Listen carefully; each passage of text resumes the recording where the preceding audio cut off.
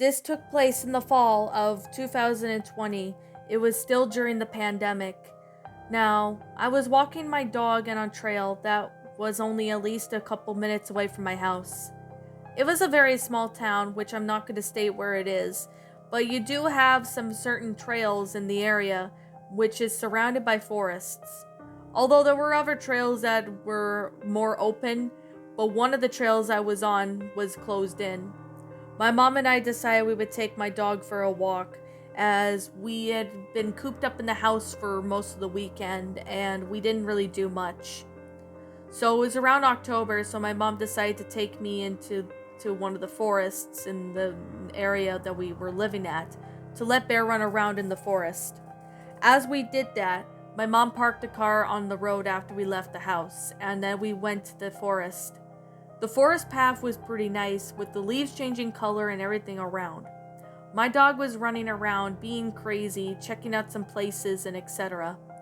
While we were walking in the woods, I looked over to see that there was another path that my mom and I have never taken before. Now, this path was used by a couple people. It was around hunting season, so my mom and I had to keep a close eye out because there are some hunters in the area that would like to hunt. Of course, we've seen hunters come by with their hunting dogs and that, so I grabbed a hold of my dog and we walked through the forest. We went down that one path that we wanted to go down, and my mom and I were going down that path. We looked around to make sure that there were no any wild animals coming. But as we were walking, however, though, I looked up to see that there was some sort of footprints in the mud. My mom thought that maybe it might have been a bear or perhaps some sort of animal. We looked to see that it looked like it had goat legs, and we were honestly confused as to what it was. We thought that it might have been a moose or maybe an elk passing by, but we weren't really sure, as moose and elk were really rare in these parts due to them being very shy. My mom and I followed the paths of the footprints to lead what seemed to be a really big camp. There were a couple tents over and set up, but some of them were actually ripped and torn, and some of the belongings of certain people were on the ground as well. I called out if anyone was there, but there was no response at all. Then I walked over to see that there was someone staring at us in the distance. I couldn't really get a glimpse of what it actually was, but whatever it was and took off. I couldn't really glance on what it actually was, so my mom and I ended up running back outside.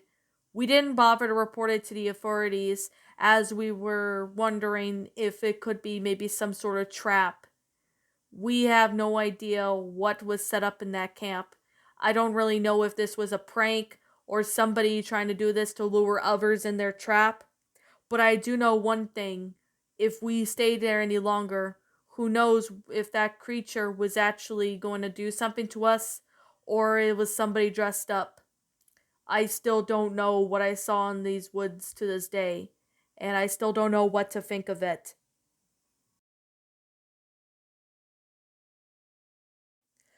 About maybe a few years ago, my dad used to work as a tow truck driver at the time of this story. Now, I believe this happened sometime in 2012. I don't honestly remember or when, but it was the fall of 2012 at the time. Now, my dad used to work for a tow truck company, and he told me this in the most explainable way and believable way as possible. My dad was doing a truck's call when he was doing his usual shifts. He got a call from what seemed to be from a distressed woman saying that her car broke down in the side of the road and that her husband is injured. My dad gets these calls very often. He even walked to his car, or at least what he calls it, and drives back home just so he could check on us. He's checked on us a couple of times just to make sure that we're doing okay. And at the time of this story, we were struggling financially. My dad ended up taking his car to go back just to see how we were doing and give us at least some money for dinner. Then he drove back to the tow truck company place. He got on his what seemed to be his tow truck, asked the woman about the issue. She said that she needed a tire change and the engine died on her. He brought out the tools that he needed for it and loaded them onto his tow truck storage bins, or at least storage units, jumps into the car, or at least his tow truck, and drove down as fast as he can. He didn't speed or anything, but she had said that she had called the ambulance on the phone and saying that her husband is injured.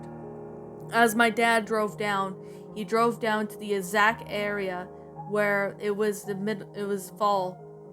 He could really tell the leaves were changing colors and it was starting to get really cold. So he saw the car what looked like a 2010 Chevrolet. He pulled over and walked over to the car but couldn't see the woman or the injured husband. He looked around but couldn't find anything, and the tire seemed to be fine, and he took a look at the engine and the engine seemed to be working fine too.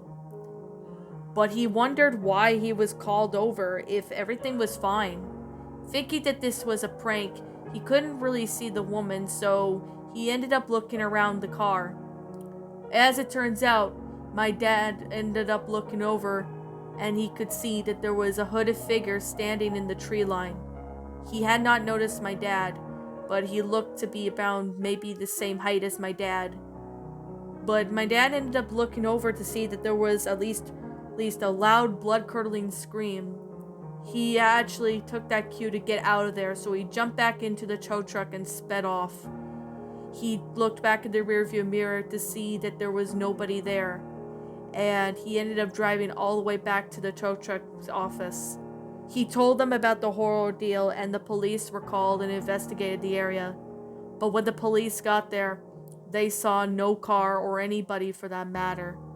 My dad didn't get the license plate number of the car or anything like that, but the police still have no idea why that car was stolen or not, or even why my dad almost became a target for those people. Still to this day, my dad is still now more cautious about these kind of calls. He had a feeling whoever did that call saying that it was a girl who said that her husband is injured, or at least their dad is injured, anyone for that matter. They're doing it for a prank, while these people were very sick and twisted to lure my dad. If my dad had not got out of that area, my dad probably would not have come home that night.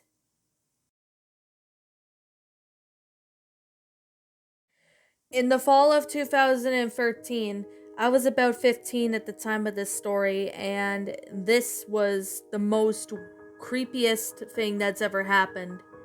It was around late September, early October at the time, and I was with my outdoor education class. My outdoor education class was pretty neat, as we go outside, pretty much almost every day when it's nice, or even when we have any activities going on. I was outside with a group of friends, and we were all playing this one game called Manhunt. Now, I ran as far as I can along with a couple of my friends. Now, at the time of this story, I did not really even know my surroundings, or even, in the very least, not know where everything was located. However, I was going further in the woods as I was trying to be the winner of the manhunt. Now, the teacher gave us a head start once we reached the bottom of the hill, and we ran as far as we could.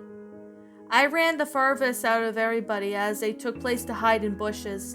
As I ran as far as I could to be not seen from the people, the other team, I ended up looking over to see that there was a cabin behind the deadfall of leaves and trees. I ended up realizing that this was an old cabin.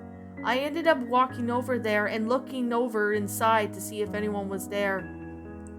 Thankfully, there was nobody there, so I ended up hiding inside the cabin. I waited for a little bit inside the cabin when all of a sudden I heard footsteps. I didn't really know where they were, and I thought that maybe it could have been one of the teammates that might have found it, or at least found me. I ended up looking over, but I couldn't see anybody. I ended up almost frozen in fear, thinking that maybe something was actually there to haunt me. I ended up trying to sit in a fetal position, praying to God that hopefully it wasn't what I thought it was. The footsteps unfortunately stopped behind the cabin. I looked over to see that there was whatever it was, had big and black.